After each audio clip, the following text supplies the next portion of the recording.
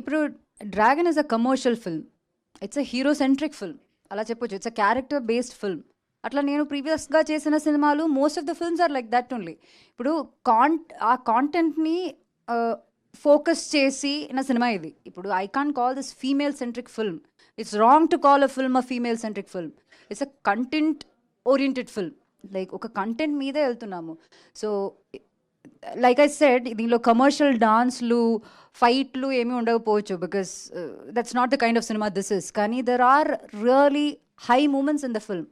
అది ఇప్పుడు చెప్పినట్టు మేము ఇంకా స్టోరీ ఫుల్గా రివీల్ చేయలేదు, బట్ మనం సినిమా చూసినప్పుడు there are times where you get emotional, there are times you feel empowered. అది not just for women but for men also. Any human being with little emotion will get connected to this film. ఆ నమ్మకం అయితే ఉంది. So we really hope ఈ ఒక stereo టైప్ని break చేసి there is this door open for other film makers to make films like this. Praveen గారు, ఈ role రాసుకున్నప్పుడే Anupam గారిని అనుకున్నారా, లేకపోతే వేరే వాళ్ళని ఏమన్నా సంప్రదించారా? లేదు, ఫస్ట్ అనుపమనే అనుకున్నాను. వేరే ఆప్షనే లేదు. సో అంటే రీజన్ సినిమా చూసాక తెలుస్తుంది. అంటే ఆ ఇన్నోసెన్స్ కానీ ఇది కానీ, అంటే అంటే ఫ్రీడమ్ ఎట్ మిడ్ నైట్ అని తను ఒక షార్ట్ ఫిల్మ్ చేసింది.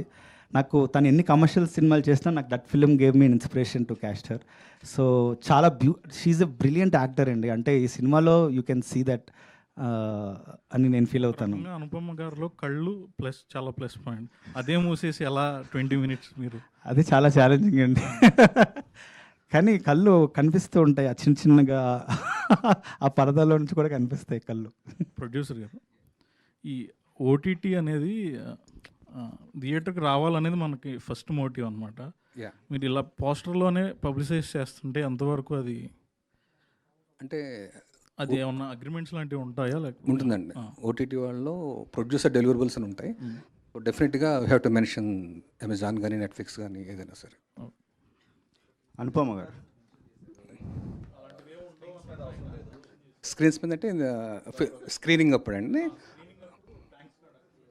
బట్ మాకు ఇచ్చిన అగ్రిమెంట్లు అయితే ఉందండి. బట్ ఒకసారి మాట్లాడతాను షూర్గా, మేబీ డెఫినెట్లీ. థ్యాంక్ యూ అండి. కానీ ప్రాపర్ థియేట్రికల్ సినిమా అండి ఇది. అంటే మీకు కానీ అది కూడా పెద్ద ఇష్యూ కాదు కదా. ఒక సినిమాని నమ్మి వాళ్ళు తీసుకున్నారంటే అది మంచి విషయమే కదా. ఇప్పుడు ఓటీటీలో తీసుకోవడమే పెద్ద డిస్టర్బెన్స్.